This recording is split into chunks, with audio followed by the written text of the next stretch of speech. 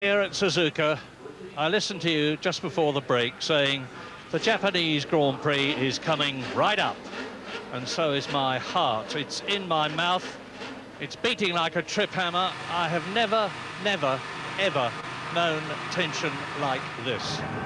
On the front row of the grid, Michael Schumacher, alongside him, Mika Häkkinen.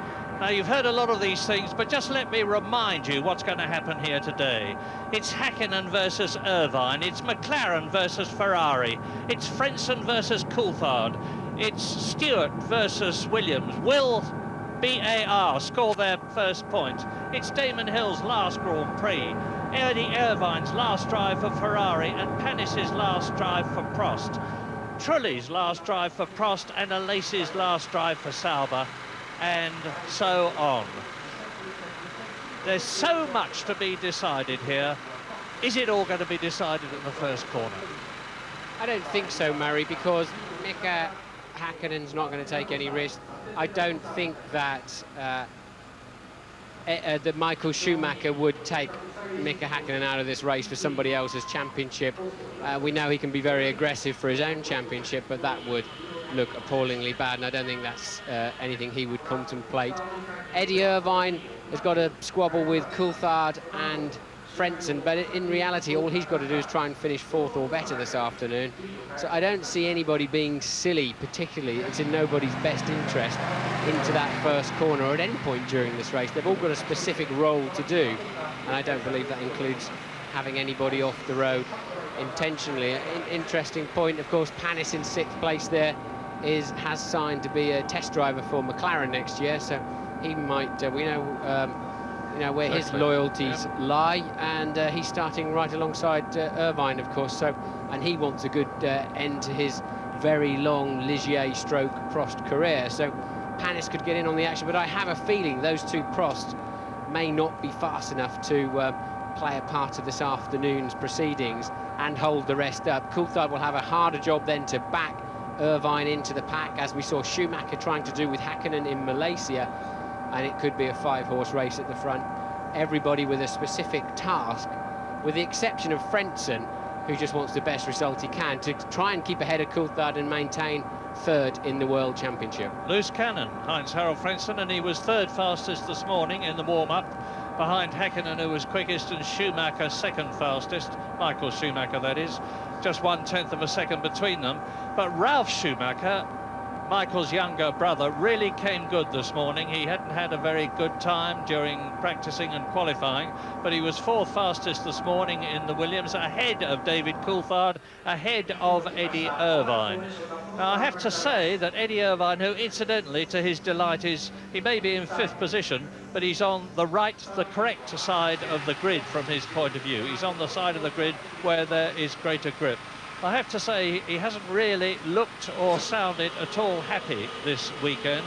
The Ferrari, his Ferrari, has not been handling to his satisfaction. He had that big off yesterday in qualifying, as a result of which they've had to rebuild the car, and he's out in what was the previous T car, the spare car with the latest engine.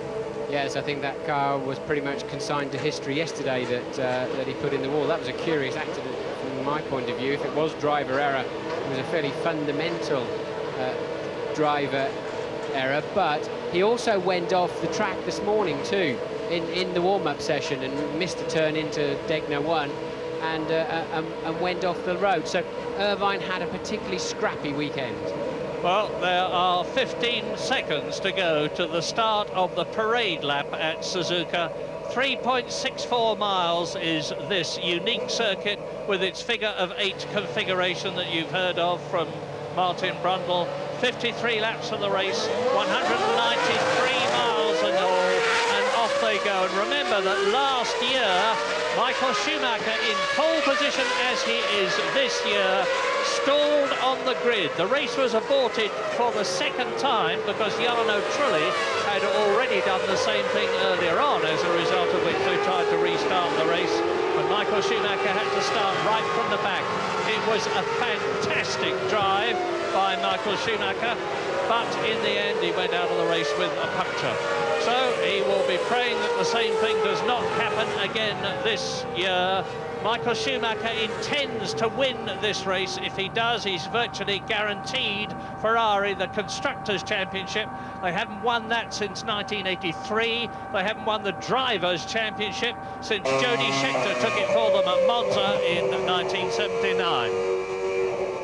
And now we're riding with Heinz-Harald Frentzen as we go, and you can see there is the crossover on this unique circuit.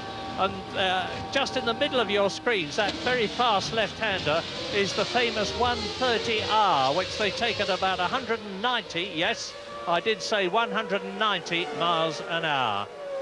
But now Michael Schumacher will, I'm sure, be slowing up during the end of this lap to let them close up behind him. He doesn't want to risk his clutch burning out like he did last year, or admittedly that was from a second start.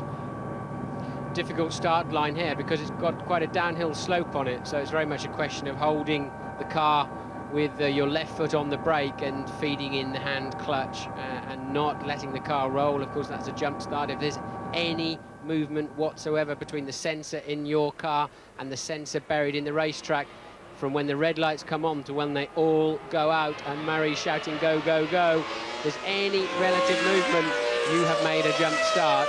And clearly it's easier to do here in Suzuka than almost anywhere else.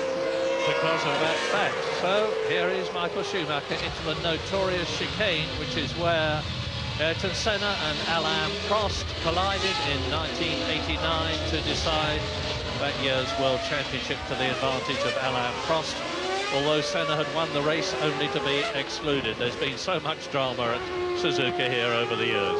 It's a long braking zone into that last chicane. They call it the triangle for some peculiar reason. Here's the official name of it. But it is tempting to have a go, but it very often ends in tears. And we even saw in qualifying, didn't we, a Lacey getting completely out of shape and spoiling Häkkinen's final attempt to get on pole position. So remember Ferrari's plan. Their plan is for Michael Schumacher to win this race and for Eddie Irvine to finish fourth or higher, thus guaranteeing them both the championships. It's Mika Häkkinen's job there to stop that happening. If he wins the race, he wins the championship. There in the background is Eddie Irvine. If he wins the race, he wins the championship, but he can win it other ways as well. We're now with Heinz-Harald Frentzen, fourth on the grid with Mika Häkkinen in front of him. Yes, you saw Frentzen just plucking it into first gear, the car jumping a little bit. You've also got to keep your foot on the brakes for that too.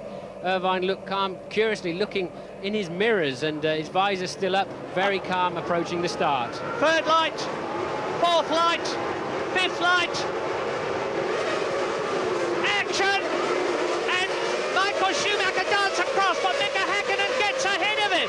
Yes. Mika Häkkinen a marvellous start, and he's streaking away already. This is exactly what the Finn wanted, exactly what Michael Schumacher didn't want, and there's a Prost up into third position. This has blown the whole thing wide open right at the start. Unbelievable start from Häkkinen, a very poor start from Michael Schumacher, but also significantly Eddie Irvine is ahead of Coulthard and Frentzen. So a key start, and clearly I think Michael moving right across the track held that side of the road up, and really we've got an unusual running order now coming through this first lap.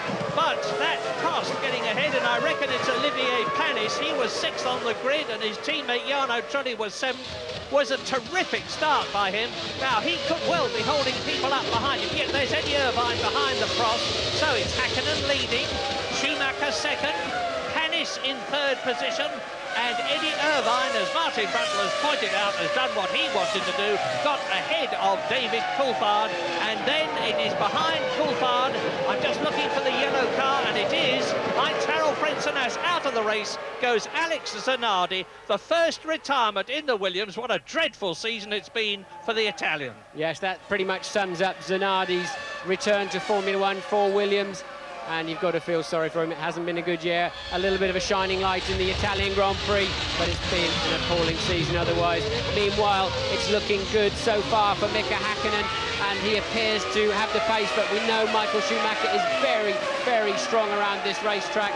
But then Häkkinen won this race last year to take the championship. He knows he can do it again. Yeah, and he was faster than Michael Schumacher in the warm-up. Not that that necessarily means anything.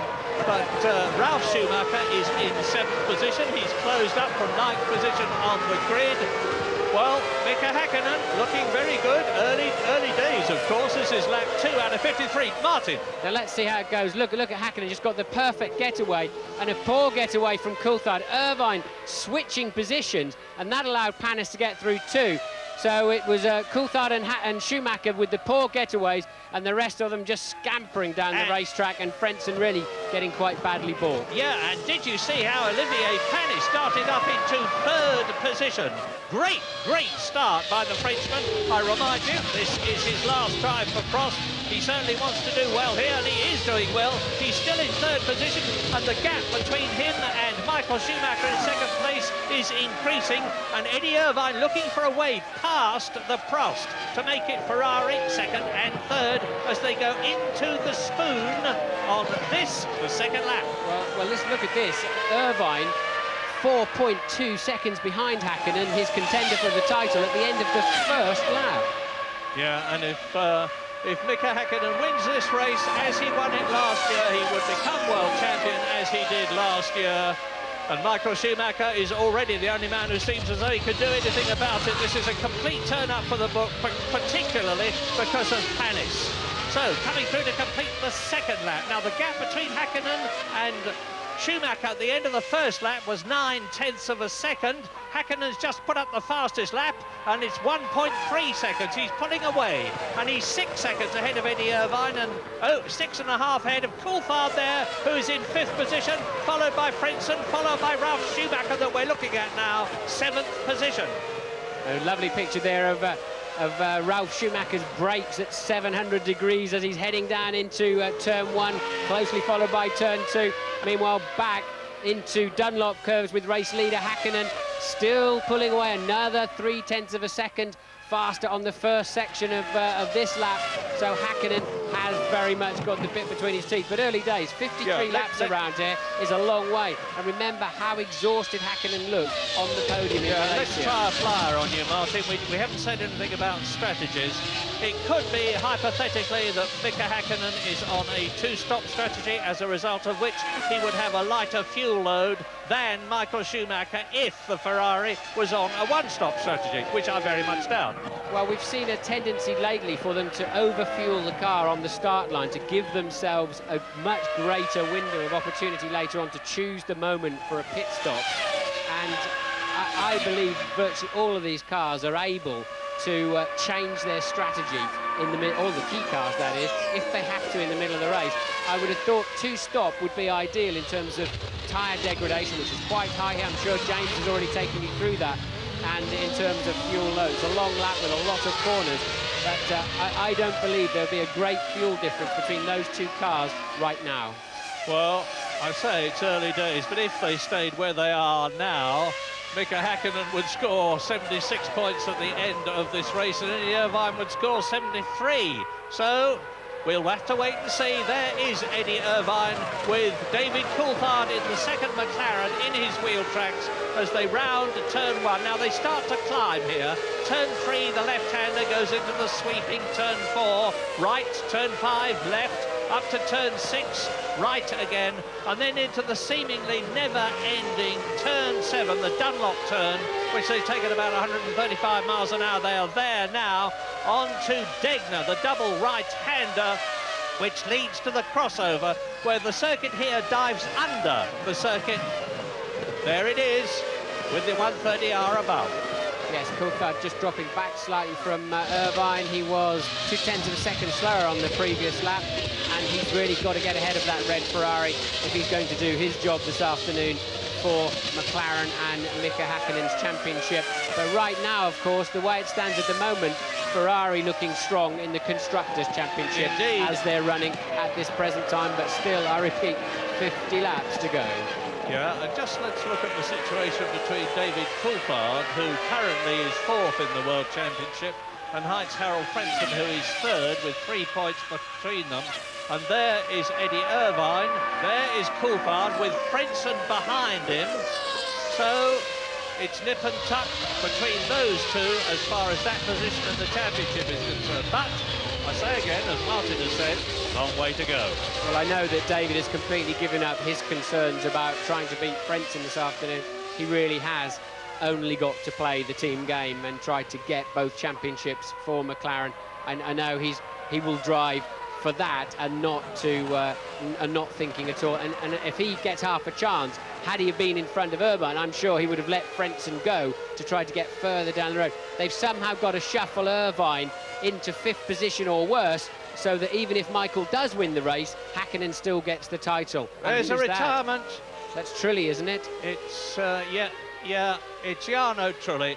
And that ends his career with Prost, and I think, frankly, he'll be pretty pleased about it. He hasn't been in the best of humours here at Suzuka. He had a spat with Alain Prost after the Malaysian Grand Prix, and he'll be looking forward to racing for Jordan next season. But this season. There is race leader Mika Häkkinen on lap 5, just at under 1/10 distance already in Suzuka.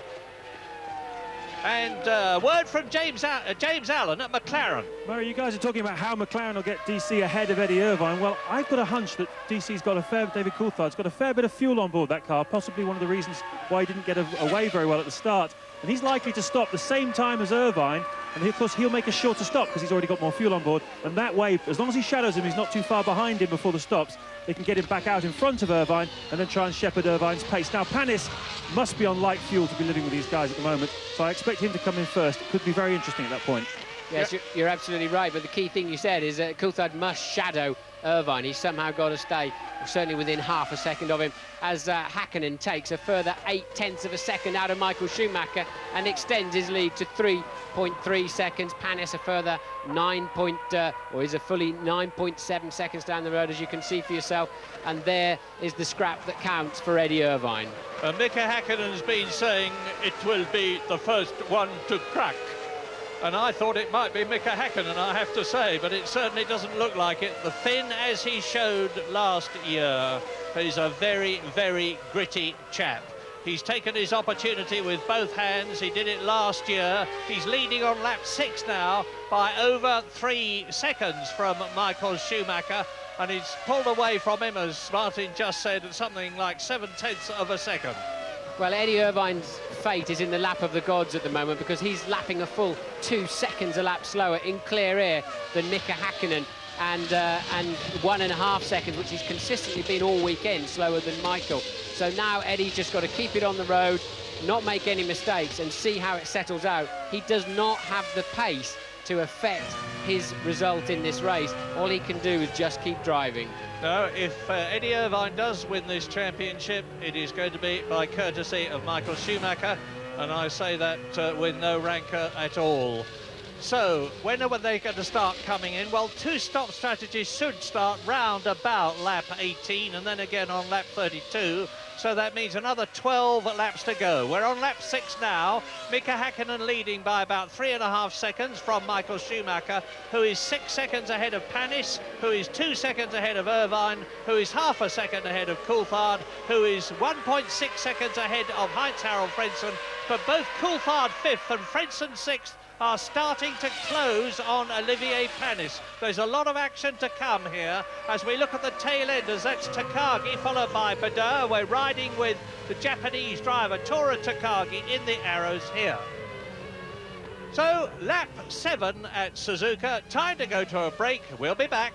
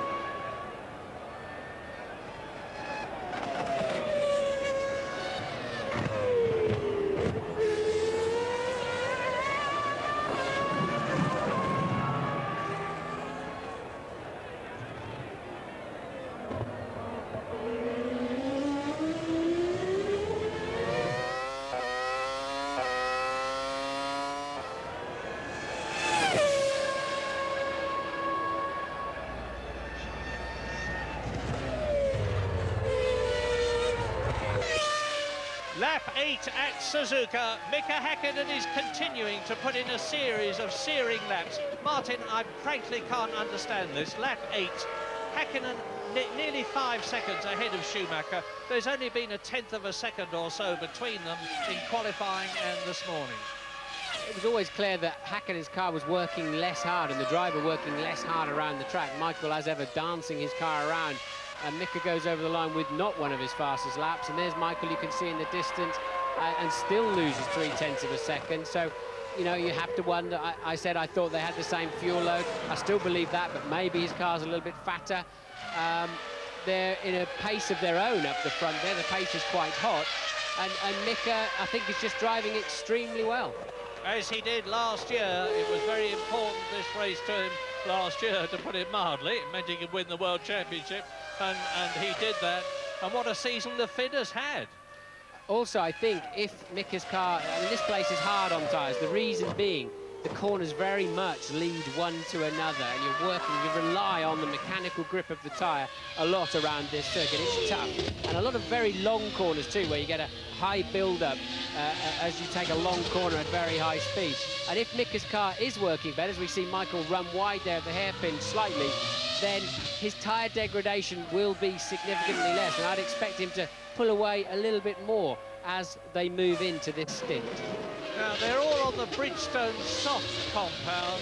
Bridgestone brought a harder, they brought the medium compound as well, but all the teams opted for the softer one, despite the fact that on Friday there was a lot of degradation. And by degradation, I don't mean that the tyres were falling apart, I just mean that the performance was falling away. In fact, they only lasted about one lap at peak performance. You're looking now, incidentally, at Eddie Irvine in fourth position, with David Coulthard behind him. There is Olivier Panis still holding that third place. In the background is Heinz Harold Frentzen in sixth position. Now, you remember James Allen said he had no doubt that Panis was on a two-stop strategy and therefore a lighter fuel load. We'll wait and see. Now, down in the pits is Louise Goodman. She has news for us. Yeah, just a quick word on what's been going on down at the Williams team. Alex and I did the first retirement. That was an electrical problem. Now, that means it's all down to Ralf Schumacher. He has got to finish on the podium in order to oust the Stewart team from that fourth in the Constructors' Championship. If he finishes fourth, they'll be equal on points, but of course Stewart will take the position because of that win at the Nürburgring. There's a long way to go still, but I think he's really going to have his work cut out to get onto the podium today. One other retirement, truly that was an engine problem. Just to tell you about the Brits, Johnny Herbert down in 9th place, lapping in the 1:43s. Damon Hill down in 13th, somewhat off the pace in the 1:44.6. That's 2.5 seconds off the leader's pace, so Damon not having a particularly blistering final Grand Prix. And here are the top 10 on lap 10 out of 53. Mika Häkkinen continuing to pull away from Michael Schumacher. It's surprising me the way that's happening, but he's driving absolutely brilliantly. 5.5 seconds. Panis is 16.5 seconds, third place behind the McLaren. Eddie Irvine is still in fourth place. Ferrari's second and third. McLaren's first and fifth because David Coulthard is fifth. Heinz Harold Frentzen in sixth position. Seemingly at this difficult to pass circuit could do nothing about Coulthard in front of him and Irvine. And in seventh position, Ralf Schumacher. Eighth is Alesi. Ninth is Johnny Herbert. 10th is Villeneuve. We've just got those two retirements, Zanardi and Trulli. 20 drivers are still running, and we're now on lap 11. Yes, Panis, of course, 6th on the grid, teammate 7th, so no fluke there. They clearly found a very good setup. We didn't see anything of that Friday and Saturday morning, but in Saturday afternoon qualifying, the Prost were genuinely flying. We saw his electric start down the right-hand side into the first corner, and the pace of the people behind him now dropping back into the 44s, which is very slow, I have to say. I think that Prost is more than capable of keeping with, so that's why you're seeing Panis in a strong third position. Now, some people may be wondering about the reliability of the McLarens. I must say they have been very reliable here. They've only had one major problem, and that was when David Coulthard went off in a big way. Nothing to do with the car, and he was perfectly all right. But Coulthard's retired 6 times this year. Häkkinen's retired 5 times this year. Häkkinen, of course, has had 3 offs. through problems of his driving at Imola and Hockenheim and Monza, although Hockenheim, of course, was the tyre which delaminated in the biggest possible way and flung him off the circuit. There he is, lap 11, nearly 6 seconds. Now look back for Michael Schumacher. There he is. That's how far the Ferrari is behind the McLaren. It's looking very much like a McLaren race here at Suzuka. Yes, Michael just beginning to peg Mika a little bit. He's now beginning to lose 3 to 4 tenths a lap rather than the 5 to 6 tenths before. And if Mika can, 53-lap race, if he can make, obviously, a half a second per lap, whatever Michael's pit strategy, Mika will then have a pit stop in his pocket and a good shot at winning this race and therefore this World Championship. So Mika needs, if he can, to keep that half-second a lap advantage up, and then he's got Michael covered every which way. And according to my mental calculations while Martin's been talking, there's just 1 point in it at the present moment between Ferrari and McLaren, to Ferrari's advantage. Mika Häkkinen, of course, is on those 10 points, and I've said before, the difference between 10 points for first place and 6 points for second place is the biggest step of all. Now, Michael Schumacher wants Ferrari to win this Constructors' title. You're looking at Irvine and Coulthard. Coulthard hanging on. He is 0.5 behind, according to the computer here. It's varying through the lap. Irvine is faster through section 1. Coulthard's faster through 2, and they're equal through 3. So that's why they're lapping pretty much together. But I would imagine, and that's a move for Fisichella on Takagi. I don't know what Fisichella's doing back there. He must have had a spin or something. Well, so he went off the track apparently twice, by the looks of it, at turn 8 and turn 13. So Fisichella back down. But in my view, Michael would want Ferrari to take the Constructors' title, take some pressure off of his team, and hope to go and win the Drivers' title next year for them. I don't think he particularly cares whether Eddie wins the Drivers or not, personally, as much as he helped him out in Malaysia. He did his job. He can be proud of that. Now he's going to try and want to win this race for Ferrari and the Constructors, and I don't think Michael will do anything other than drive flat out, because I saw him through on the previous lap. He really is giving it everything. Häkkinen has got the greater pace at this stage of the race. He has indeed, and Michael giving it everything is not nearly enough. He's 6.6 seconds now as we look at Pennis crossing the line.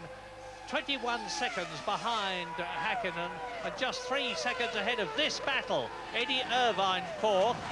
David Coulthard tucked up behind the Ferrari, and you remember what we were saying about fuel and stops for those two cars, which might give David Coulthard the opportunity to get ahead of the Ferrari. Frentzen still there, followed by Ralf Schumacher seventh. Yes, I can well see Coulthard's car carrying a lot of fuel. He's definitely now picking up his pace. That may give him 5 or 6 laps of sprinting while Irvine comes in for a quick fill-up. This looks like a good time to go for a quick break.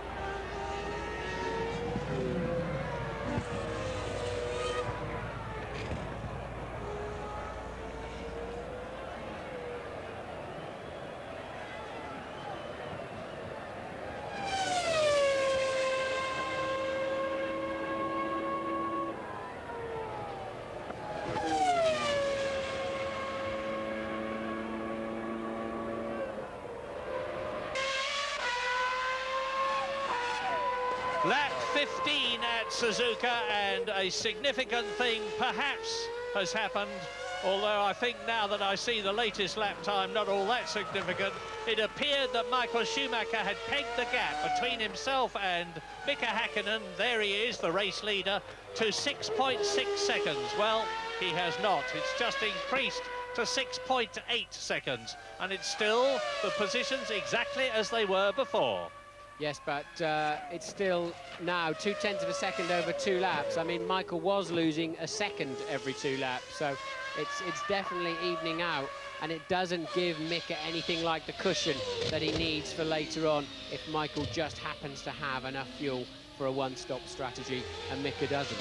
Jean Todt there, the Ferrari boss, looking fairly calm, and Ron Dennis certainly is, but then they both normally do anyway. They don't give anything away at all from their expressions or body language. Well, in a way, Murray, they did their job 3 years ago for this day, you know? There's nothing they can do today, and you know, they don't always make the calls on the pit lane. They've got people, pit wall, they've got people to do that, they've got computers to help them.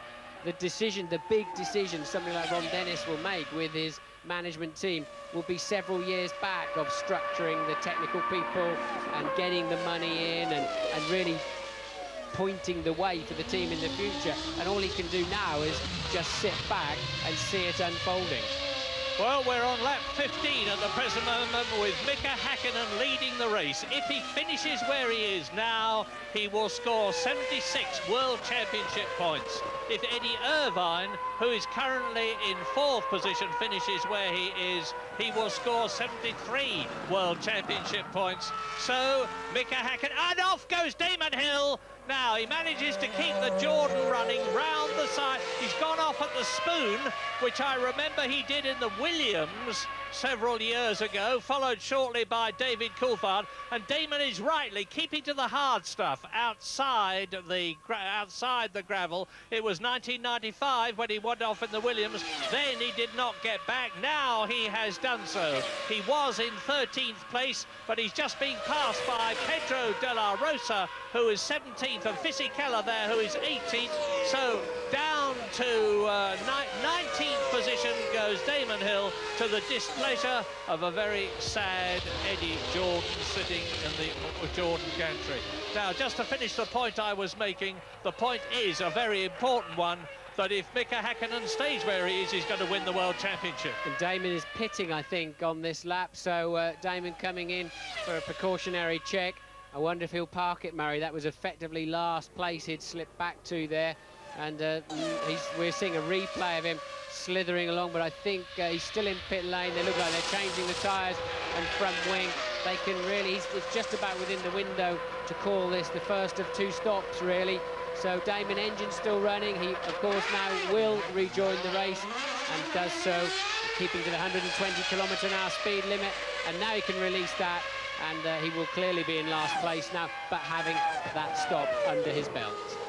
Yeah, he was lucky in a way that he did it just about the time he was likely to come in anyway. Not that that's any consolation. And poor old Eddie Jordan looks as though he's going to burst into tears. 37 laps left. Panis pits. So 3rd place man, Panis. James pointed out at the beginning of the race, he thought he was light on fuel. And Panis comes in at the end of lap 17. Again, just about on schedule for a 2-stopper. So Panis from 3rd place. Irvine and Coulthard and Frentzen and Schumacher all going through. Ralph, that is. Yeah, so Olivier Panis down in the places as he gets out after 6.8 seconds. So that's a short stop. That's lap 17 he's come in. Out goes the Frenchman, and he rejoins in 12th position. Do you think that's ahead of Barrichello or ahead of Herbert that he just went through there? I think he's ahead of Barrichello. But anyway, a great stop there. 6.8 is a great stop in anybody's book. So that really keeps Panis online for a top 6 position. And it makes things a bit better for Eddie Irvine, of course, because he's now behind. And there is the McLaren as coming towards us goes Irvine and Coulthard, and James Allen has got news from the McLaren garage. Yes, absolute consternation here, because one of the cameramen for the digital just picked up one of the McLaren mechanics with a piece of paper on it for Mika Häkkinen's fuel rig with 60 kilos on it. Now, of course, those are the pictures that are seen all the way up and down the pit lane. Ron Dennis is having kittens on the pit wall because now the rest of the teams know what fuel they were thinking of putting Häkkinen on at the next stop. Amazing. Well, yeah, there'll be some calculations there. Ferrari are just as good as looking at television monitors as the rest of us are, and their technicians will be working things out and knowing exactly what's going to be happening to Mika Häkkinen, who we're looking at now on lap 18 out of 53, leading now by over 8 seconds. Well, that information could well be along the lines of always covering your barge boards up to put your opponents off the trail a little bit. So we'll have to wait and see what that really means later on. It'd be unusual for McLaren to mistakenly release that kind of information, as we're now seeing on a standard two-stopper, really. Lap 18, Herbert's in the pits, Villeneuve's in the pits. Yes, they're running together, so a close call there. Who can get out first? A decent stop there, but Johnny's away, as you saw for yourself. And hammering down the pit lane behind them comes Alex Wurz. They rejoin in front of the Benetton. The reason the Benettons are going so badly, and they are going badly, is that they've been having the most appalling grip problems as they've had at most circuits this year. In comes De La Rosa from 15th. Well, while we're watching all of this, Michael Schumacher has lost 9/10 of a second on both of the last two laps. So Michael now 8.3 seconds down on Mika, and they're on lap 18. But he's still lapping quite a lot faster than Eddie Irvine, who's now in third position. Ferrari looking very good for the Constructors' Championship, but I say we're on lap 19. It's a 53-lap race. Out goes Pedro de la Rosa. Yes, and you obviously saw them there with the fuel hose wouldn't release, pulling away on it, and that's why it was a 16-second stop. Damon back in the race, 20th and last. Two retirements, Zanardi first and Trulli second. That's in the Williams and the Prost cars, respectively. Lap 19, as you watch now. Michael Schumacher second, 8 seconds behind Mika Häkkinen, lapping a few hundredths of a second faster on the previous lap. Made no real difference. Eddie Irvine third, David Coulthard up into fourth position, Frentzen for fifth. Ralf Schumacher now in the points for Williams in sixth position as a result of that pit stop by Olivier Panis. Yes, Michael matched Mika last time around, I think, because Mika, being 8 seconds down the road, would have passed this arrows that you're now seeing Michael find his way underneath at the hairpin. So a little bit of traffic coming into play now. Michael normally is a stormer through those as the tyres come out, and clearly it's a McLaren pit stop they're expecting, and we don't know which question, driver. Is it going to be Mika Häkkinen they bring in which case Michael Schumacher will certainly take the lead, or have they decided that David Coulthard is not doing anything about Eddie Irvine in front of him, and in will come Häkkinen. It's Häkkinen. Mika Häkkinen comes in. James Allen, over to you, good and early. Well, thank you very much, Murray. Well, we thought we knew how much fuel was going to go in. They have, of course, changed it, but nevertheless, 60 kilos is consistent with a two-stop strategy. Wasn't balked there by the Minardi as he came in, and well, he did it last year. Can he do it this year? I'm looking at the rear tyres. The wear is quite significant here. The groove's more or less gone on these rear Bridgestones. A slight delay at the back, I think. Mika's got it in gear. Not a good stop at all. And Michael Schumacher has gone into the lead, and that's 6.8 seconds for Panis, 8.8 seconds for Häkkinen, who's got Luca Badoer in front of him. Mika Häkkinen will make pretty short shrift of the Minardi, but it may hold him up a bit. There's the new race leader. Yes, that outlap is absolutely critical, just like the in-lap is. It was a poor stop. The McLarens seemed to be up in the air a long time at the front. I couldn't really see why. You could tell Mika was wanting to get away and had to wait a long time for there's Frentzen coming in for his stop from what was fifth position.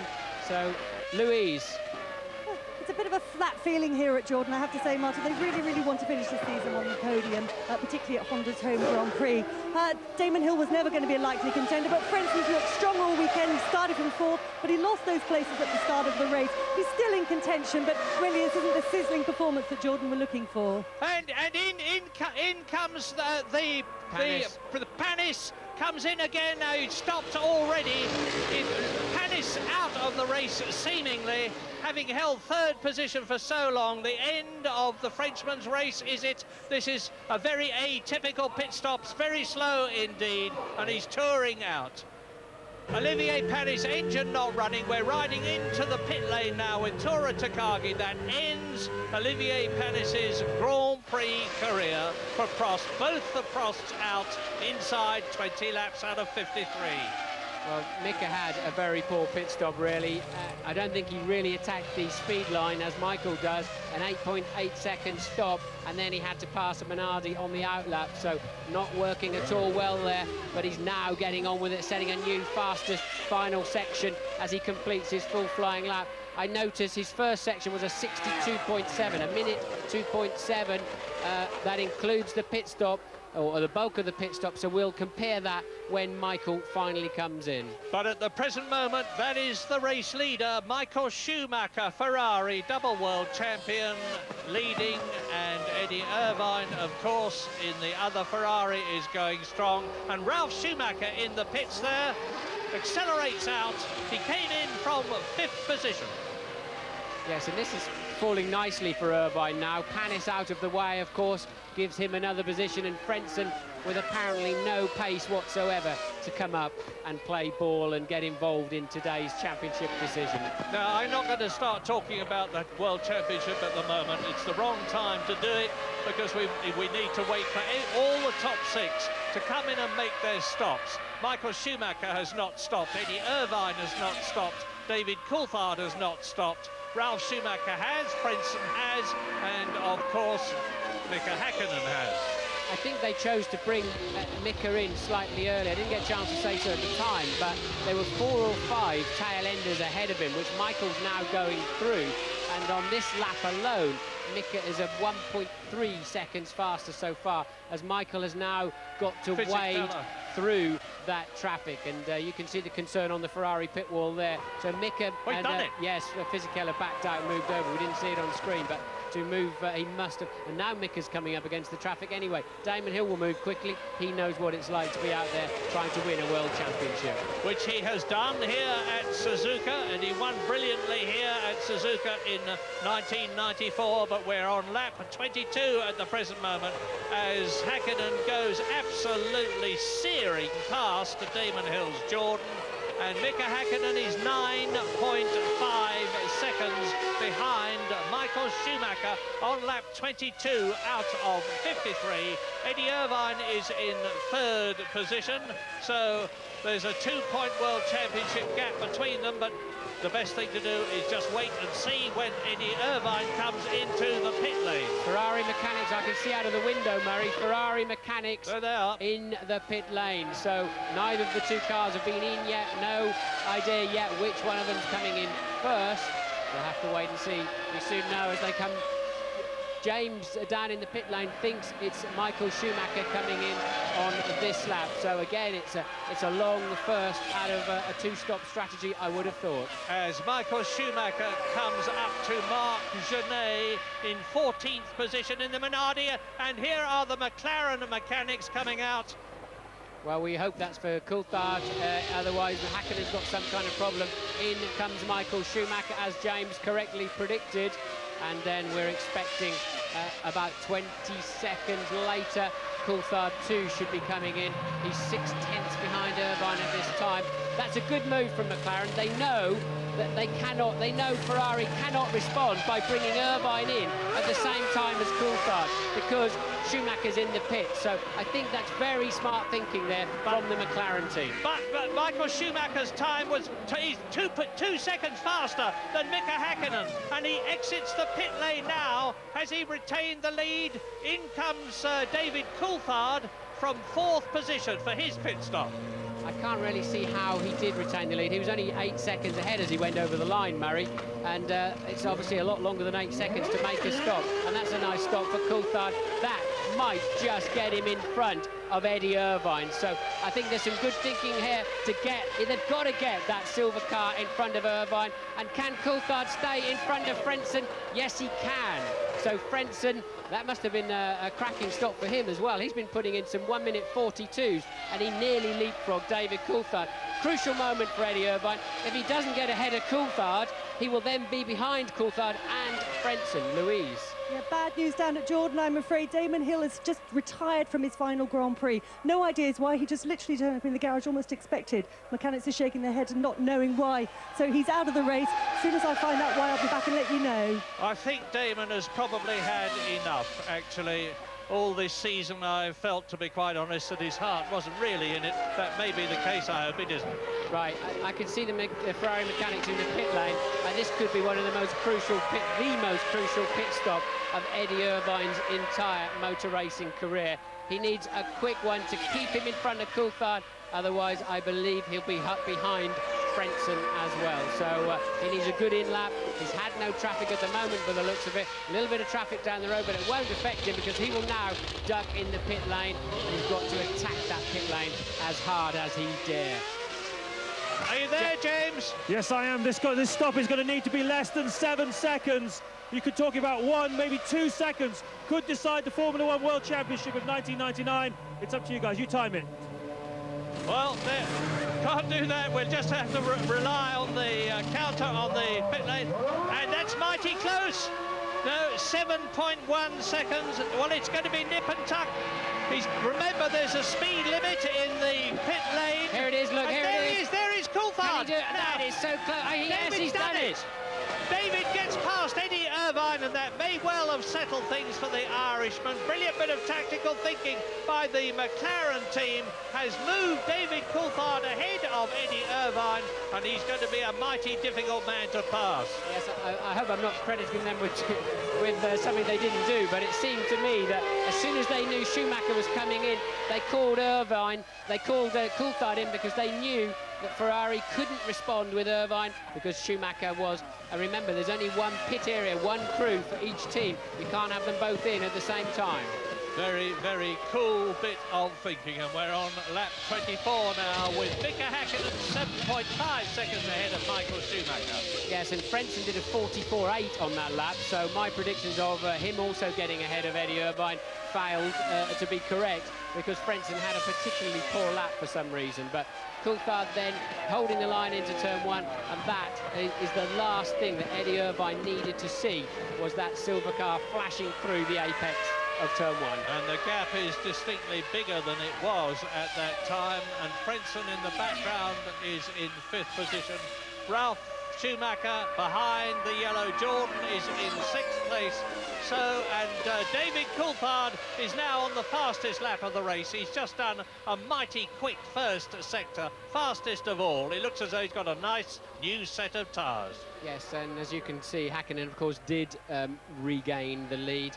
He came in, when Michael came in, he was only 8 seconds ahead, so Häkkinen was always going to go back into the lead because it takes a lot longer than 8 seconds to negotiate the pit lane stop and get back up to speed again. Coulthard now a full 38 seconds down the road, but I believe his pace can speed up now if he wants to, but his job now is more slowing Eddie Irvine down and trying to bring Frentzen into play. And for that matter, Ralf Schumacher, who's just a further 0.7 of a second down the road from Heinz-Harald Frentzen. Lap 25, Häkkinen, Schumacher, Coulthard, Irvine, Frentzen and Ralf Schumacher, with Johnny Herbert, the lead steward, in 7th place ahead of Alesi. Jacques Villeneuve is 9th, Rubens Barrichello is 10th.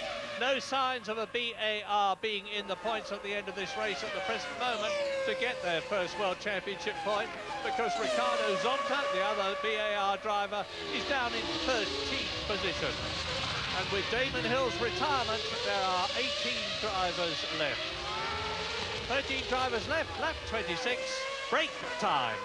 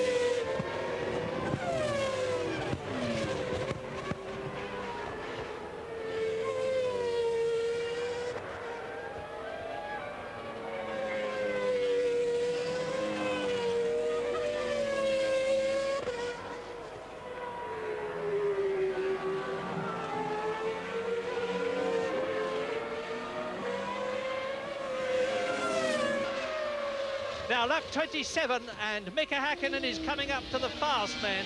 He's just passed Jacques Villeneuve, who's moved over from 9th position and lets him through.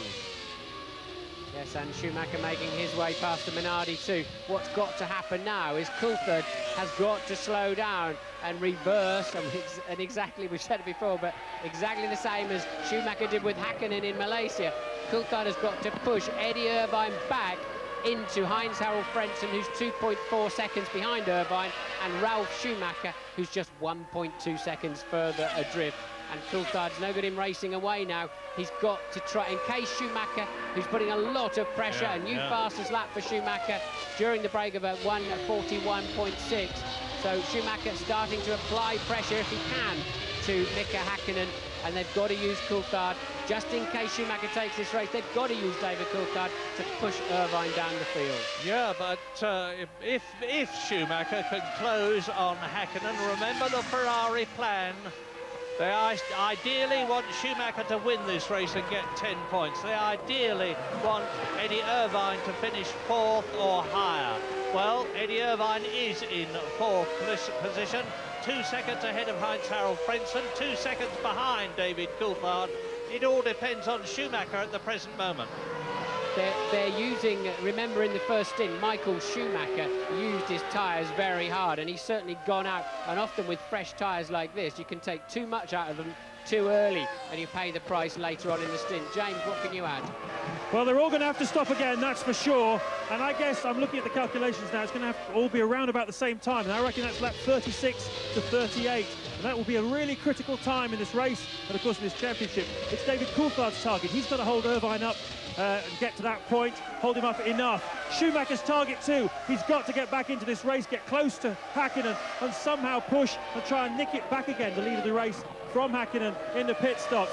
Now, I did a disservice to Hakkinen's mechanics earlier when I said that was a poor stop. It wasn't. He actually put more fuel in than the rest of them because he came in a little earlier as well. 50 kilos of fuel for Hakkinen. I reckon he's going to stop too, around about lap 36 to 38. Yes, but it could be a nice short stop though, James, if they're running plenty of fuel. And at the moment, they're matched up front. They're about 1/10 of a second apart, Hakkinen and Schumacher, as they make their way through. Coulthard now having dropped 3 seconds off the pace, and now just 0.8 of a second ahead of Eddie Irvine. So they're doing exactly as we thought. They're now bringing Coulthard into play to give Irvine a few headaches.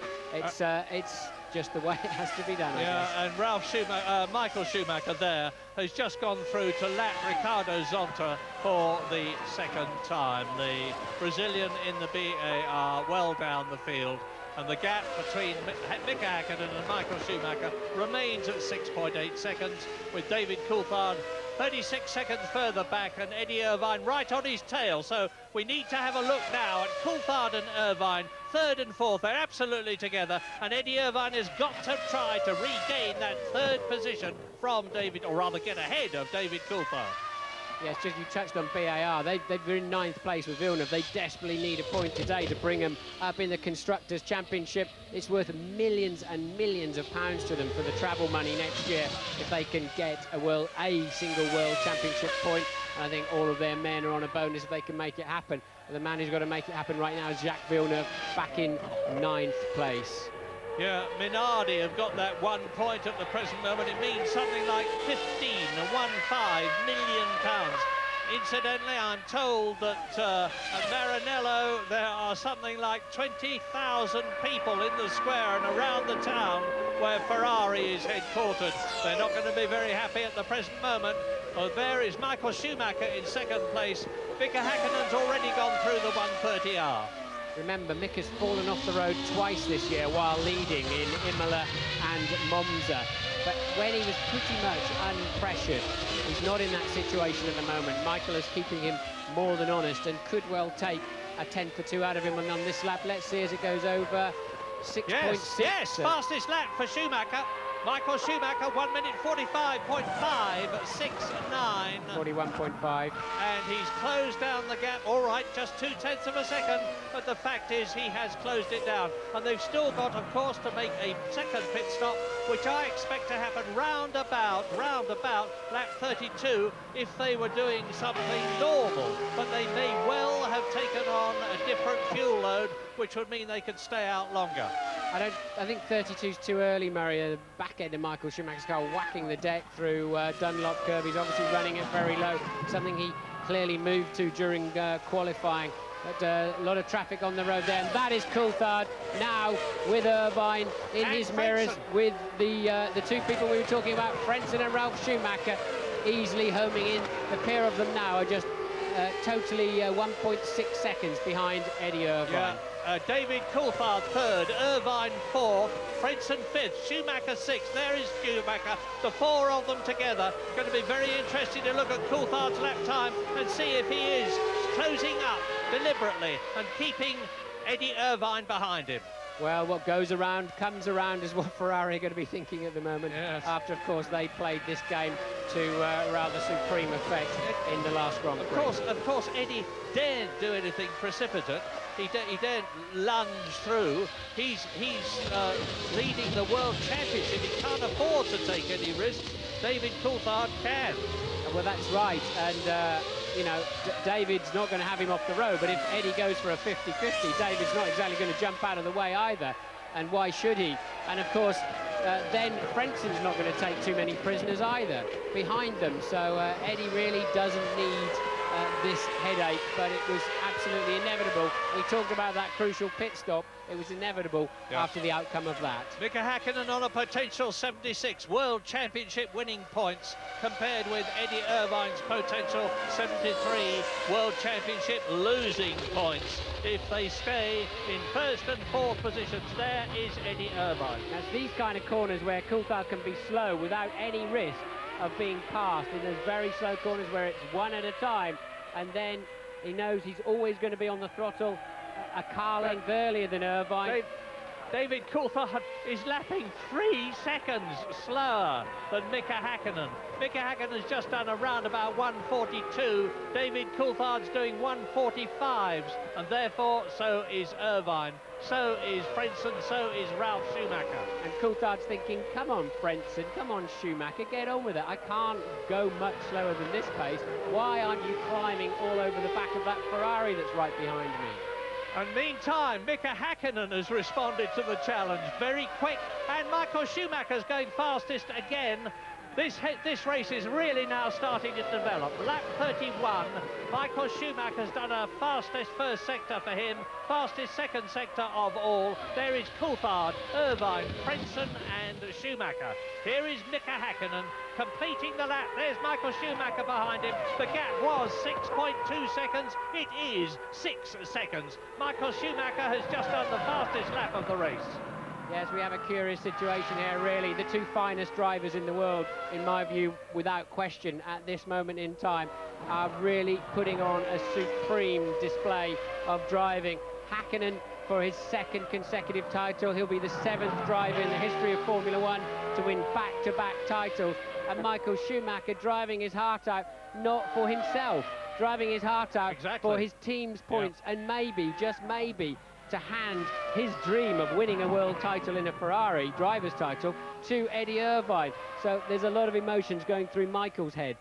Yeah, but not yet. He is still 6 seconds and closing that down as in comes Heinz-Harald Frentzen for his second pit stop. Now this is the first of the top men to stop for the second time. Frentzen then into the pits. 7.7 seconds, that's him for the rest of the race. I don't understand that stop, really. They obviously short-filled him in the middle to try and get him, leapfrog him, but it hasn't worked out, and that really is a very early second stop in my view. Really, if you're 18 and 36, I would have thought of the two standard places to stop. Otherwise, you leave yourself a long run to the end, and your tyres are going to be going pretty soggy by that stage. I wonder what's going through Michael Schumacher's mind now. As you rightly point out, he joined Ferrari to try to bring them their first World Championship. They may still be in for the Constructors' Championship, but look now. Yes, and now Ralph's got a run at Irvine. Ferrari mechanics are ready, we think, for Eddie Irvine. So will they choose to try to bring Irvine in early while he's being held up so badly by David Coulthard, intentionally by David Coulthard? But it's not working because the two people behind won't come and play. No, and still Mika Häkkinen and Michael Schumacher 1 minute 41.5. David Coulthard 1:45.0. And here he is, Coulthard. This is the sort of situation where Coulthard's got to be careful, because if he gets balked in a fast corner like 1:30, and Irvine. Yes, Irvine in, well spotted James. So now that's exactly the place where Irvine can get, Coulthard could get caught out. It's not going to happen this time round, as both Ralph and Irvine make a pit stop. James.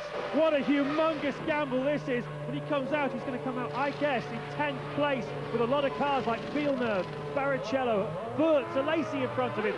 It's going to be a huge challenge for Eddie Irvine to beat these guys. Obviously, they'll be making pit stops too, but Ross Brawn has obviously thought of something. I'm trying to work it out. Hopefully, I'll be able to figure it out soon. But of course, the other thing Ross has really got to do, the main priority, all of this is nothing if he can't get Schumacher past Häkkinen. He's out again in front of Frentzen, so that's kept Frentzen out of the fray. Frentzen did not manage to leapfrog with that early stop.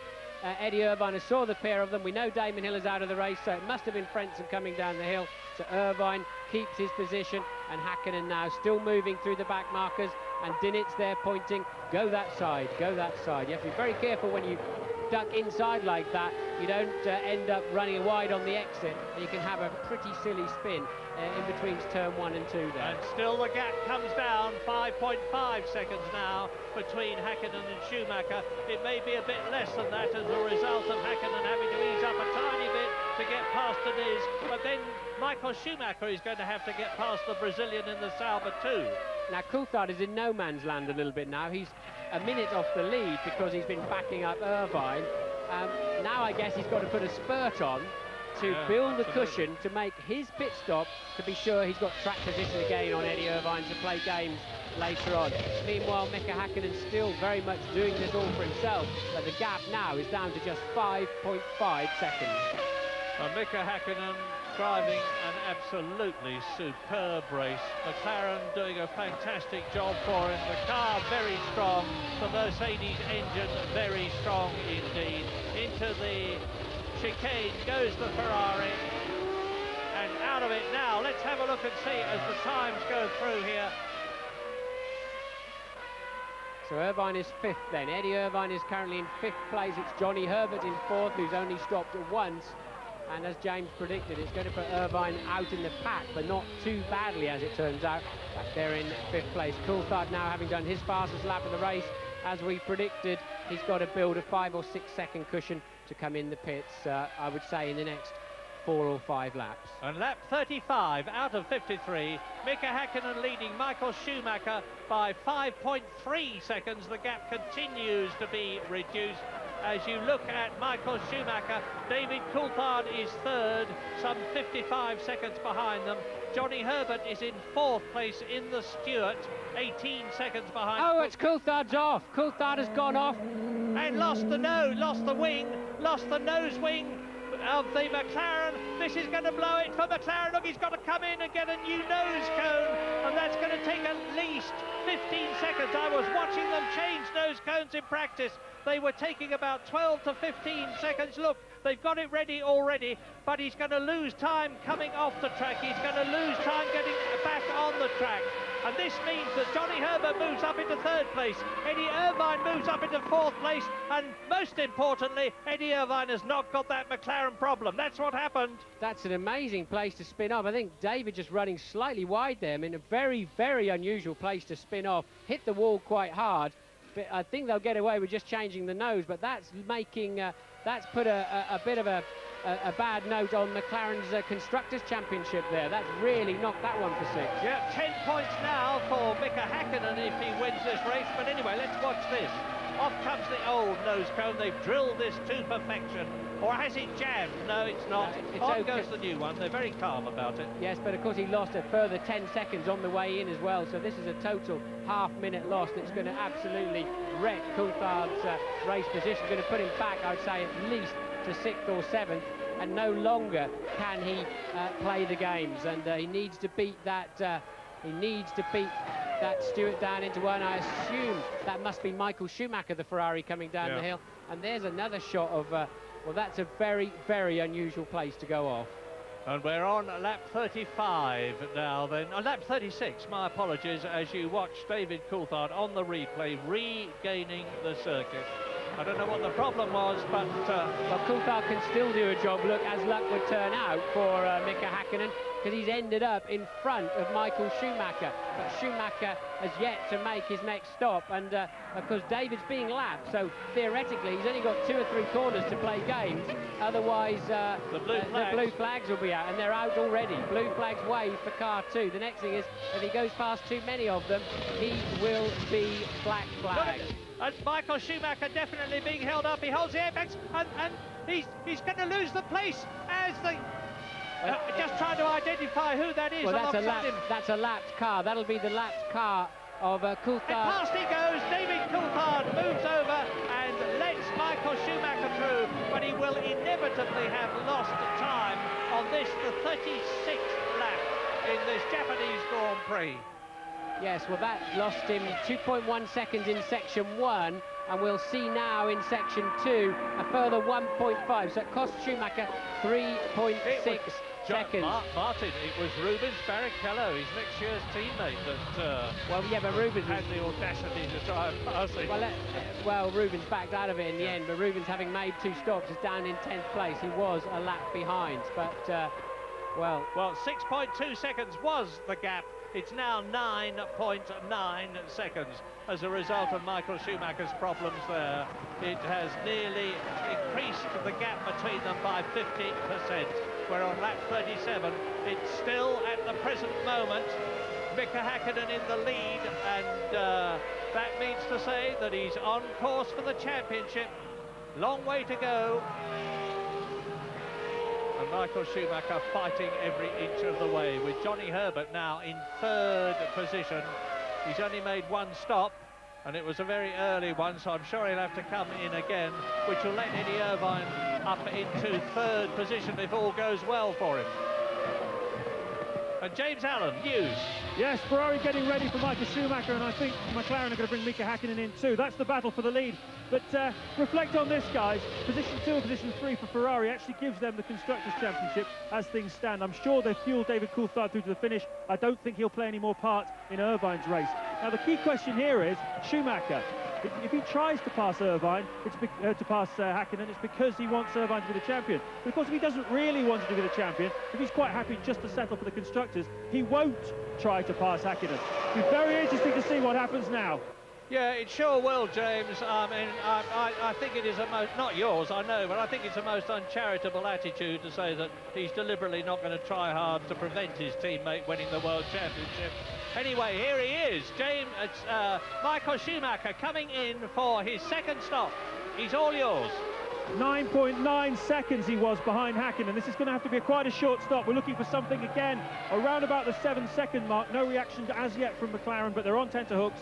All the mechanics here have their visors down. They're ready for a fuel stop any moment now, as 7.5, not too bad, but well, it all really depends on Häkkinen now. If he doesn't make any mistakes, the McLaren mechanics do a good job. He should be able to go through and win the race. And they shouldn't do, because the McLaren mechanics are just as well drilled as the Ferrari ones, and they will know that it will all depend on them. They will be super careful. Lap 38 then, into the closing stages of this Japanese Grand Prix, with Michael Schumacher having stopped twice. Here is race leader Mika Häkkinen, 10.9 seconds to the good, and looking very good indeed for that very, very rare thing, a back-to-back World Championship, 2 in succession. Yes, so Häkkinen has got a nice enough cushion, but the kind of pace Michael was putting on, he's going to be putting an awful lot of pressure on Mika in the final stages of this race. McLaren inevitably are responding. They have to. They don't want Michael out there on any hot laps, closing that gap. They know they've got a cushion for a comfortable pit stop. The final scheduled pit stop for the McLaren team in the 99 World Championship. And here comes Häkkinen now. He can afford not to chase those corners too much, make too many mistakes, but he doesn't want to give away more than 1 or 2 seconds of that lead to give himself any kind of comfort zone from a charging Mika Häkkinen, charging Michael Schumacher. James, are you there? Indeed, the clock starts, and this is so decisive. All the McLaren mechanics looking fairly relaxed. as they put the tyres and the fuel into Mika Häkkinen's car. The big question now is traffic. 7.4, nothing in it on the pit stop. It's just down to traffic. If he comes out in traffic, he'll have a problem. He's clear. He's got a VAR coming down towards the exit of the pit lane. So he's got the whole pit straight as a lead, look, because that's Michael Schumacher. There's Häkkinen in turn 2. Michael Schumacher you saw coming down the pit straight. That's the lead in real terms. And now can Michael Schumacher apply the necessary pressure, catch and indeed pass a flying Mika Häkkinen up there in the lead. With 14 laps to go and Eddie Irvine in third position, but it's not good enough if Mika Häkkinen wins this race and Eddie Irvine finishes in third position. Häkkinen would win the World Championship by 2 points, but there's no doubt about the fact that Ferrari at the present moment, with identical points to McLaren in the Constructors' Championship, are online to win that.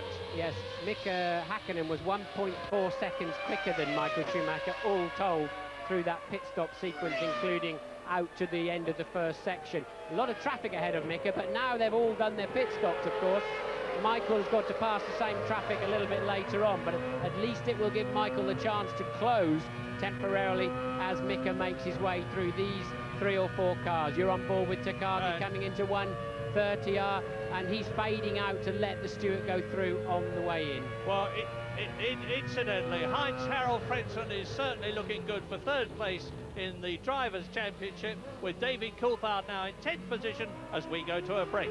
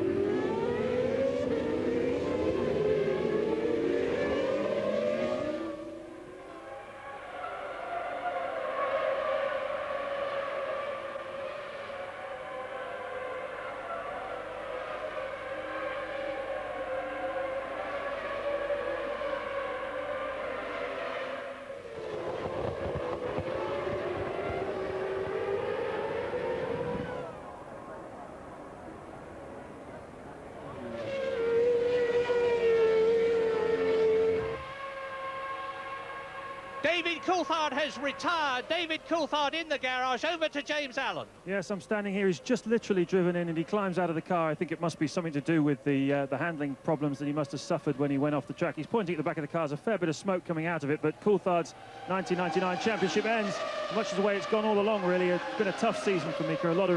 David, a lot of retirements. Meanwhile, on the other side of the McLaren garage, the chief mechanic, Mike McGlynn, Steve Giles, Keith Barnard, Chris Thompson, Mark Lunnan, Drew Miller and Jerry Good have got everything crossed. They're looking for their second consecutive World Championship. That's Mika Häkkinen's mechanics, of course.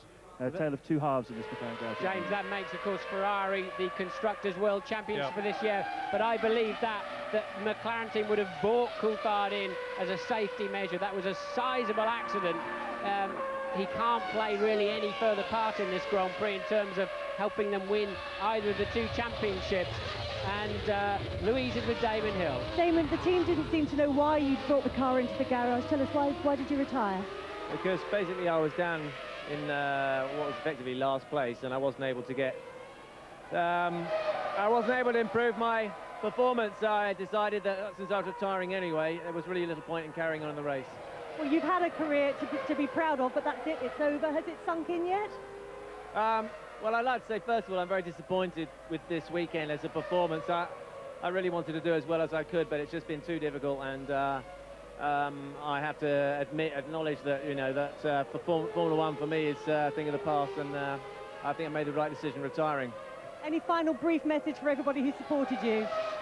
Well, obviously, it would have been fantastic for everyone if I could have got a performance, but I've got lots of other good seasons to look back on, and 1999 won't be one I will look back on fondly, but I'd like to thank everyone for their support during particularly the World Championship campaign and all the other great races that I've been lucky enough to enjoy. Thanks, Damon. Don't stay away too long. Well, a sad and dispiriting situation for Damon Hill. As I suspected, he just felt he had had enough in what has been a pretty grisly season for him. And you're watching Michael Schumacher, who is pulling down the gap. It's down from 11.7 seconds to 9.6 seconds with 12 laps to go. But I don't think he can do it. Catching, as I've said in the past, Mika Häkkinen is one thing. Getting past him for those vital 4 extra points is quite another. If he could, Irvine would be great for the World Championship, because he would finish 2 points ahead of Mika Häkkinen. So it all depends on Michael Schumacher, and I don't think he can do it. Well, as James and I pointed out earlier on, does he really want to do it? But we don't know. I've no idea on that in reality. But he did pull the gap down a couple of seconds, but that was because Mika was negotiating traffic, and a lot of it, and he got through quite nicely. And now, of course, in this final 11 laps, Michael has got to do the same, go through exactly the same cars. So, you know, it's a yo-yo effect, and Michael's got to take no prisoners on the way through. So let me tell you what the top 10 are on lap 43 out of 53. Mika Häkkinen just under 10 seconds ahead of Schumacher. Eddie Irvine is over 60 seconds behind Schumacher in 3rd place. Heinz-Harald Frentzen has guaranteed himself 3rd place in the Drivers' Championship. He's in 4th place, that's provided he finishes, of course. Ralf Schumacher, doing another one of his sensational drives in the Williams, is in 5th place, another point-scoring position for him. Jean Alesi looks as though he's going to finish his career for Sauber in the points. He's in 6th place. Johnny Herbert and Rubens Barrichello disappointing in the Stewarts, 7th and 8th. Jacques Villeneuve doesn't look as though he's going to score a point for the first time for BAR. He's 9th. Wurz is in 10th position. 16 drivers left out of the 22 who started. There was a period of 6 out of 9 years where Ferrari won the Constructors' World Championship, but the last one of those was back in 1983. So that's their first title for a full 16 years. But now Michael Schumacher is continuing to now fade slightly back from this man Häkkinen as he negotiates those back markers we talked about. And Häkkinen looking unruffled, looking comfortable, not jumping on the throttle, not leaping across the curbs. He's been here before, last year when he had to take the title for himself, and he knows how to do it. Watch out, it's a break.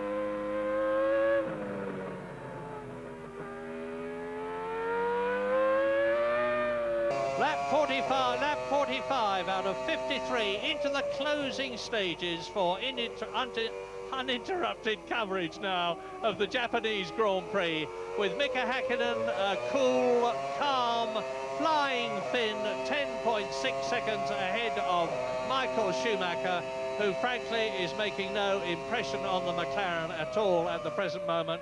And it really does look as though Mika Häkkinen is going to do that very rare thing, achieve the Drivers' Championship double. 2 years in succession, back-to-back, 98 and 99. Eddie Irvine in third position. He's going to finish 2 points behind Häkkinen in the World Championship, having started 4 points ahead of him. This is the battle, though, in the race. We're riding with Heinz-Harald Frentzen, who's guaranteed himself third place in the Drivers' Championship with the retirement of David Coulthard. But right behind him, you can't see him, but Heinz-Harald Frentzen can in his mirrors, Ralf Schumacher, who's really flying in the Williams and is right behind the Jordan that we're riding with. And Jean Alesi is in sixth place ahead of Johnny Herbert, who is beating his Stewart teammate Barrichello, who's driving his last race for the team before it becomes Jaguar and before he goes to Ferrari. 9th is Villeneuve, 10th is Wurz in the Benetton. And that is the Ferrari of Michael Schumacher.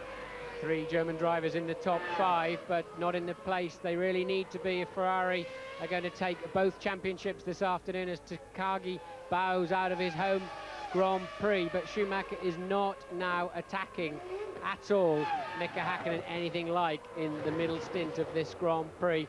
It's now down, I believe, to reliability for Häkkinen. He's now just coasting off into the lead. He needs to make sure he doesn't make a mistake like Imola and Monza. But Häkkinen now, and that's a silly place to park a Formula One car, right on the pit exit. But we're not expecting any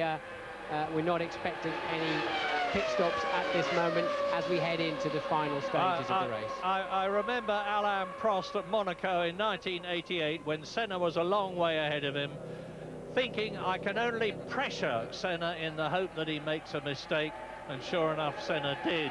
He went into the Armco just outside the Portier before the tunnel, and Alain Prost won the race.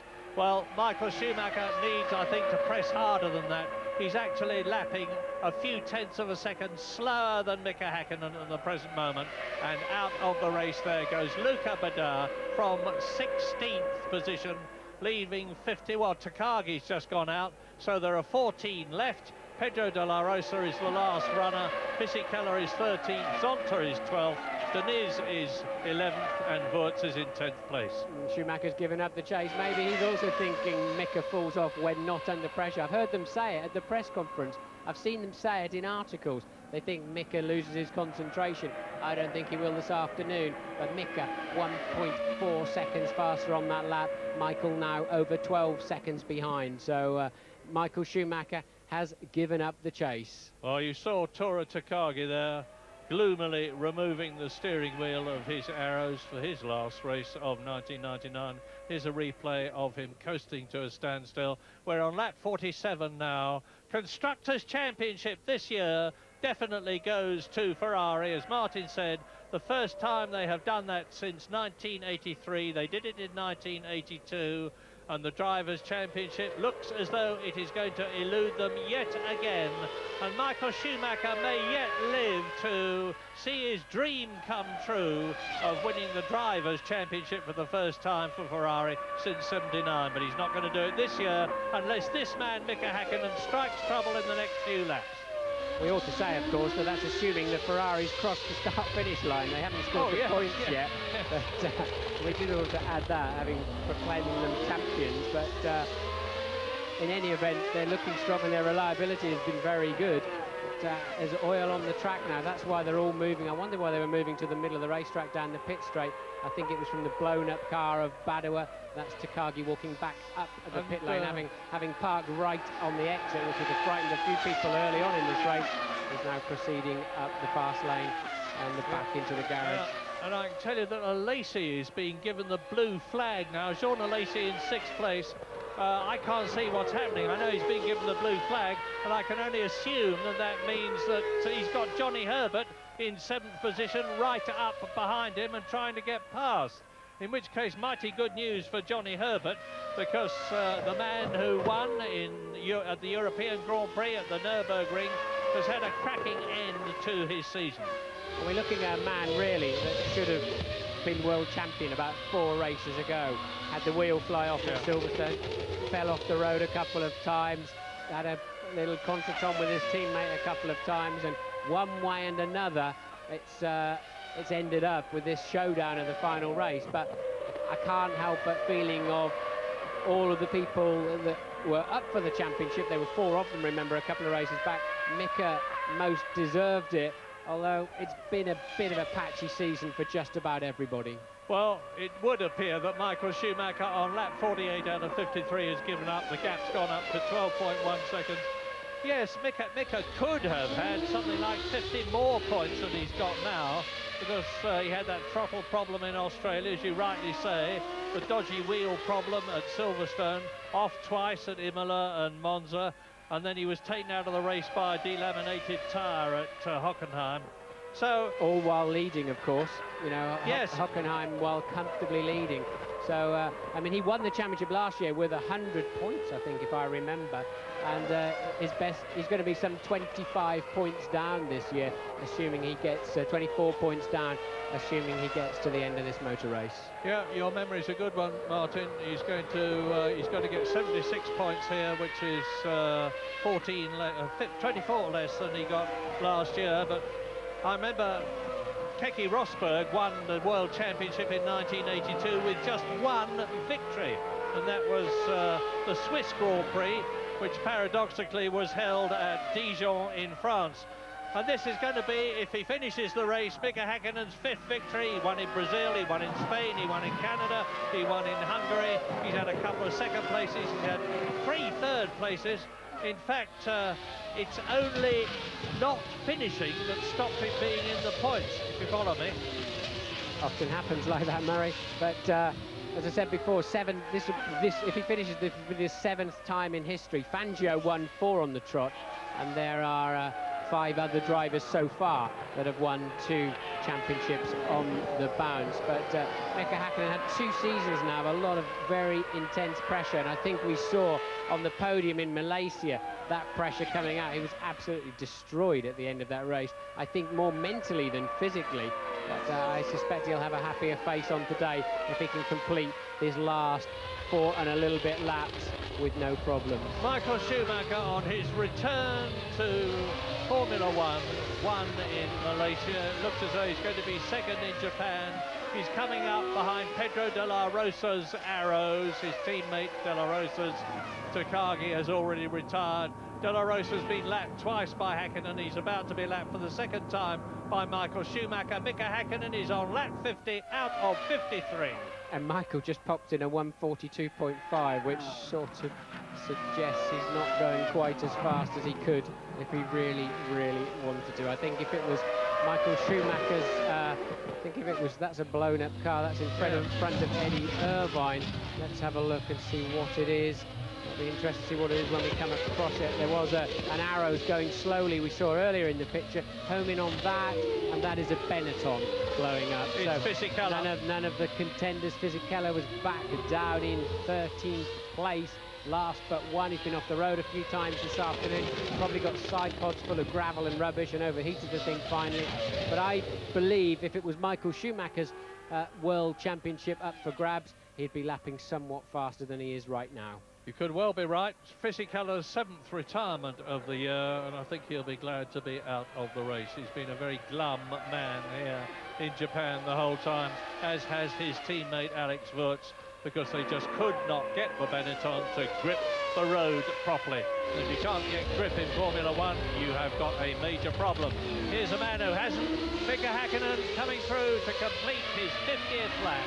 Just laps 51, 52, 53 to go. A comfortable cushion of over 11 seconds between him and Michael Schumacher at the end of the previous lap. We'll know very shortly whether that cushion is a bigger one, a bigger and more comfortable cushion, or a smaller and slightly less comfortable cushion. But either way, they'll have plenty of padding in them. It's a smaller one, Michael Schumacher's got it down to 10.2 seconds, but no way even Schumacher is going to catch and pass Mika Häkkinen, assuming the Finn finishes this race with just 3 laps to go. Irvine third, Frentzen fourth, Ralf Schumacher fifth, the brothers in the top 5, Jorna Lacey sixth, and still the 2 stewards, Johnny Herbert ahead of Barrichello, 7th and 8th. James Allen has turned journalist and is asking me on our intercom here, do I think it's bad form of Michael Schumacher not to want Eddie to win that championship, if indeed that is the case? And I have to say, it looks like that to me. I said earlier in the programme, I think he'd be extremely happy if the pressure goes and that the Ferrari win the Constructors' title. It takes some pressure away from Ferrari, then he would want to win his dream, the Drivers' title, next year. Eddie hasn't been that complimentary about Michael, particularly just after he went in the wall in Silverstone. And I know Michael was angry with Eddie because he felt he should have let him through on the way down to Stowe on that fateful lap when he broke his leg. Eddie went on to say that maybe it's the best thing that happened to Ferrari for Michael to be out of it so they could run a 2-car team instead of a 1-car team. There was a lot of things went on, and I don't think Michael Schumacher will be at all disappointed if the result stays right as it is now. What do you think, Ryan? Evil thoughts, gentlemen. Not evil, in my I think. naive way, I think you're both being very uncharitable. Well, maybe you're right. Who knows? We're on lap 52 now. Anyway, that's the important thing. And a downcast Jean Todt looks at his monitor. Yes, he can be downcast because it looks as though Ferrari are not going to win the Drivers' Championship. But if they've won the Constructors' Championship, it's a very good move. I remember seeing John Todt just after the race in Malaysia on our TV screens, looking a happy man, a 1, 2 and all of that sort of thing. Then he went through the turmoil of being thrown out of the race, the appeal, and he offered to resign, of course, just after that, as to take, he's the boss, day-to-day boss effectively, and he offered to resign and they chose not to accept it. So Tot's had a pretty choppy ride this last few weeks, and I think he'll be moderately satisfied with this afternoon. Well, Mika Häkkinen for McLaren is deservedly about to join some of the truly great drivers as a back-to-back 2 times world champion, and he's waited for it a long time. He joined McLaren from Lotus in 1993, having driven for Lotus for a couple of years when it was very much in the doldrums. His teammate, incidentally, Johnny Herbert, there is Michael Schumacher. He's got the gap down to under 10 seconds now. But then Mika Häkkinen joined McLaren and sensationally went faster than Ayrton Senna in qualifying for the Portuguese Grand Prix that year. He had that terrible crash at Adelaide when he was nigh unto death for a very long time. Recovered absolutely magnificently, and the imperturbable Finn is now on his last lap. And in the background you see Michael Schumacher. That's Just how close the finish is going to be. Michael Schumacher has pulled the bung out now. It's 7 seconds, down from 10 to 7. Why is Mika going quite that slow? He lost a full 3 seconds on that line. Now with 7 well, of them. McLaren seem to be quite happy. They seem comfortable enough. Out of the garage, onto the pit lane to greet their man home for this historic victory, the last Grand Prix of the millennium. And Mika Häkkinen now is coming up towards the crossover underneath the bridge. You have to be so careful backing off like that. Your tyres soon lose 10 or 15 degrees if you're not really on it, and your brakes lose 115 degrees.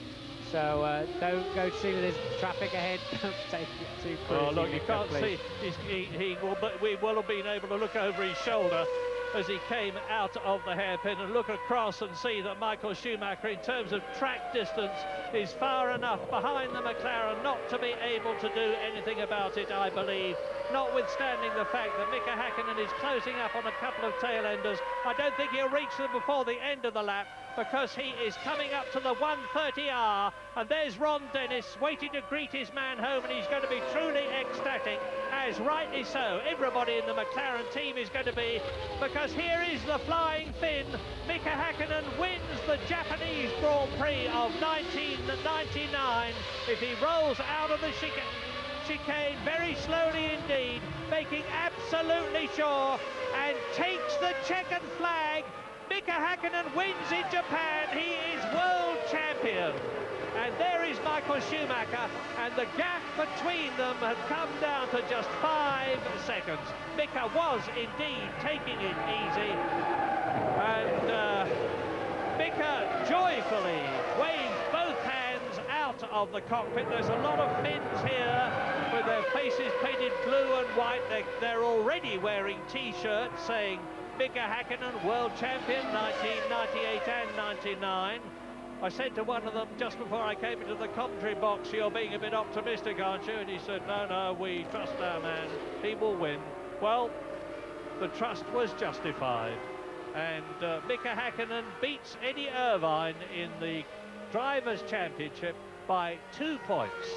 Eddie Irvine started 4 ahead. He finishes 2 behind. He's second in the World Championship, ahead of Heinz-Harald Frentzen, and that's the highest a Jordan driver has ever finished in the World Championship. David Coulthard takes 4th place in the championship, and not having finished the race. Michael Schumacher 5th and Ralf Schumacher 6th in the championship. But in the Japanese Grand Prix, as you look at a very, very happy Mika Hakkinen, the point scorers at the end of this momentous race were Mika Hakkinen the winner, Michael Schumacher second, Eddie Irvine third, and that gives Ferrari the Constructors' Championship. Heinz-Harald Frentzen 4th for Jordan, Ralf Schumacher 5th for Williams, and Alesi 6th. Yeah, there's so Irvine. Irvine over the line. He's going to be feeling pretty sad, pretty sick about that. If you're wondering why Ferrari didn't shuffle them around to put him on equal points with Hakkinen, it wouldn't have made any difference because Mika still would have taken it on the number of wins. So Japan is won by Hakkinen with Schumacher second, Eddie Irvine third, Frentzen 4th, Ralf Schumacher 5th, Jean Alesi 6th, and we go to a break.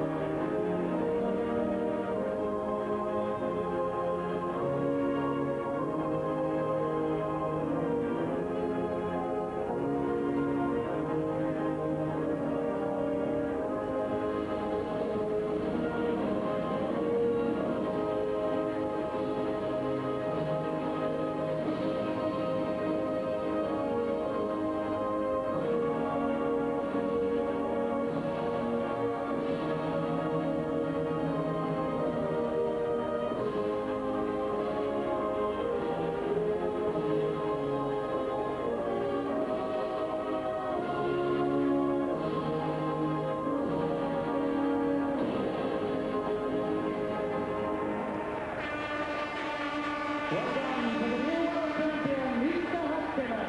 And the trophy presented to him by Mr. Kei, President of the Japan Automobile Federation. The trophy to be presented by Mr. Nahir to Mika Hakkinen, the new world champion, the winner today. Well done, Mika.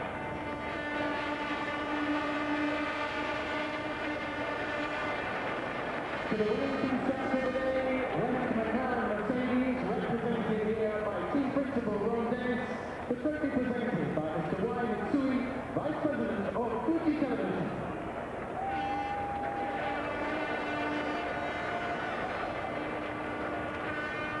To the second place driver, Michael Schumacher for Scuderia Ferrari Marlboro, the Constructors Champions. The trophy also presented by Mr. Mitsui.